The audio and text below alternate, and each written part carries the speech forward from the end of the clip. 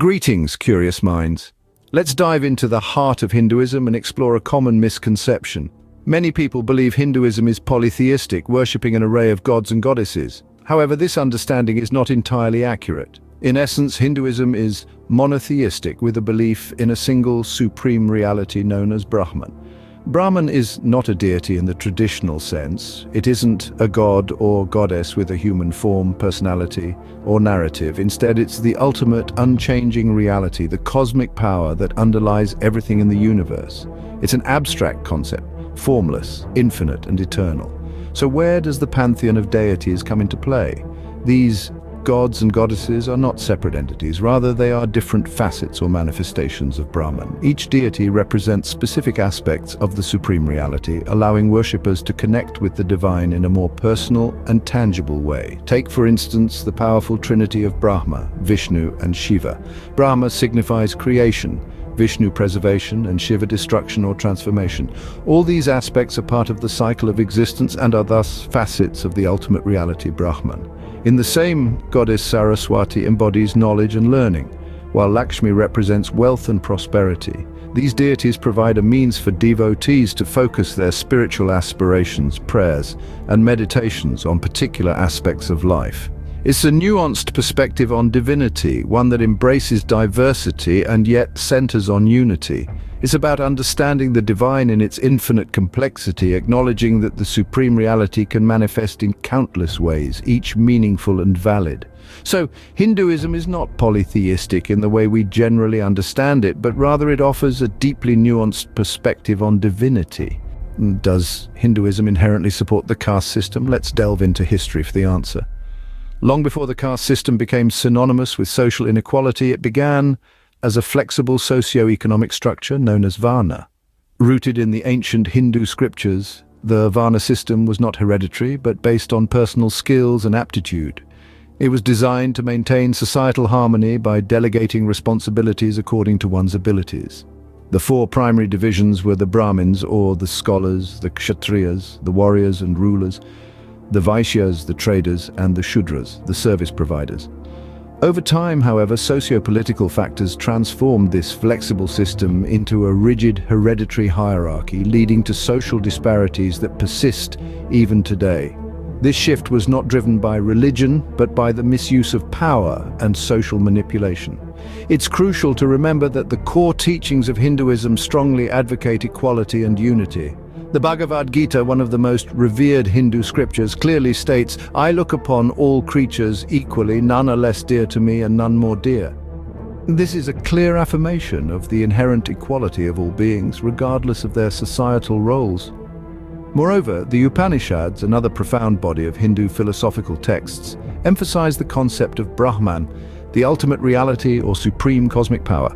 They teach that Brahman resides within every living being, thus advocating the intrinsic unity and equality of all life forms. Unfortunately, the caste system's modern interpretation has been distorted and is far removed from these enlightened teachings. It has become a social issue rather than a religious one, and efforts are being made within India and the global Hindu community to rectify these injustices and restore the original values of equality and unity. Hence, the caste system as we know it today is a far cry from the original concept in Hinduism and is not a religious mandate.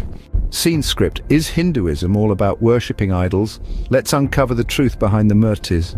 The term idol worship often conjures up a superficial understanding of Hindu practices, leading many to believe that Hindus worship lifeless stone or metal figures. However, this couldn't be further from the truth. In Hinduism, these statues, known as murtis, serve as symbolic representations, aiding devotees in focusing their minds during worship.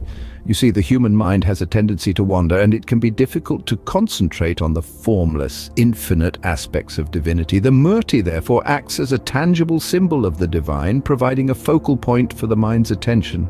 This, in turn, helps the devotee to connect more deeply with the divine within themselves. But it's important to note that murtis are not worshipped as mere objects. Before a murti is used in worship, it undergoes a ritual called prana pratishta. This sacred ceremony is believed to invoke the divine spirit into the murti, transforming it from an ordinary statue into a vibrant embodiment of the divine. Furthermore, each murti carries rich symbolism, Every attribute of the deity, from the objects they hold to the stance they adopt, conveys profound philosophical and spiritual insights.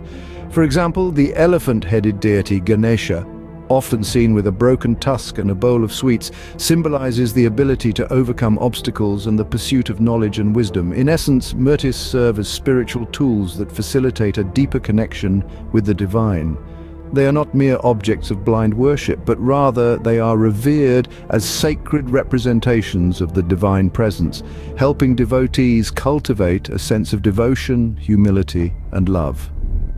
Therefore, in Hinduism, what may appear as idol worship is, in fact, a profound spiritual practice. Is yoga merely a physical workout? Let's explore its spiritual dimensions.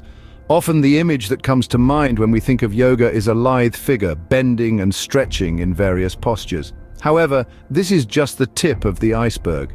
Yoga, a Sanskrit term, means to yoke or to unite, symbolizing the unison of mind, body, and spirit. Originating in ancient India, yoga was not merely a physical exercise, but a comprehensive spiritual practice aimed at achieving self-realization and inner peace. The sage Patanjali, often deemed the father of yoga, outlined an eightfold path known as Ashtanga Yoga to guide individuals on this spiritual journey. Only one of these 8 steps, asana, refers to the physical postures we commonly associate with yoga. The remaining 7 delve into ethical principles, mindfulness, and meditation. The first 2 steps, yama and niyama, are ethical guidelines that encourage non-violence, truthfulness, self-discipline, and contentment. They form the moral foundation upon which the rest of the yoga practice is built. Pranayama, the 4th step, is the practice of breath control, teaching us to harness our life force energy. This is followed by pratyahara, the process of withdrawing our senses from external distractions to cultivate inner awareness. Dharana, dhyana, and samadhi are the final 3 steps, focusing on concentration, meditation, and enlightenment, respectively.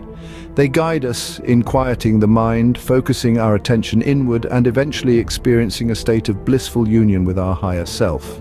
Therefore, yoga is more than just a series of physical exercises. It's a holistic practice that integrates the mind, body, and spirit. It encourages us to live ethically, be mindful, meditate, and ultimately realize our true nature. Thus, yoga, in its true sense, is a holistic practice that integrates mind, body, and spirit. Does Hinduism oppose scientific progress? You might be surprised by the answer. Often we find ourselves perched on the precipice of misconception, believing that religion and science are at loggerheads, but in the case of Hinduism, this couldn't be further from the truth. Hindu philosophy, in fact, encourages the pursuit of knowledge, viewing it as a pathway to understanding the universe's grand design. Let's delve into the ancient Hindu texts, the Vedas. These scriptures, written thousands of years ago, are brimming with insights that align remarkably well with modern scientific principles. For instance, the concept of time in Hindu cosmology is strikingly similar to the theories proposed by contemporary physicists. The Vedas speak of cycles of creation and destruction stretching over vast eons, much akin to the oscillating universe theory. Another fascinating example lies in the field of mathematics. The Shulba Sutras, an appendage to the Vedas, provide detailed instructions for constructing fire altars using geometry. These texts, composed around 800 BCE, contain what we now know as the Pythagorean theorem, centuries before Pythagoras was even born. Similarly, the Sankhya philosophy, one of the 6 schools of Hindu philosophy, proposes that the universe consists of 2 realities, Purusha, consciousness, and Prakriti, matter. This dualistic framework resonates with the wave-particle duality concept in quantum physics. Furthermore, Ayurveda, the ancient Hindu system of medicine, emphasizes the balance of bodily humors, diet, and lifestyle, much like the holistic approach of modern preventive healthcare. It's another testament to the timeless wisdom embedded in Hinduism that aligns with science. In essence, Hinduism doesn't shun scientific progress. Rather, it embraces the spirit of inquiry and the quest for truth. It sees science not as an adversary, but as a companion in humanity's journey towards understanding the cosmos' intricate mysteries. As we can see, Hinduism and science are not in conflict, but rather complement each other in the pursuit of truth.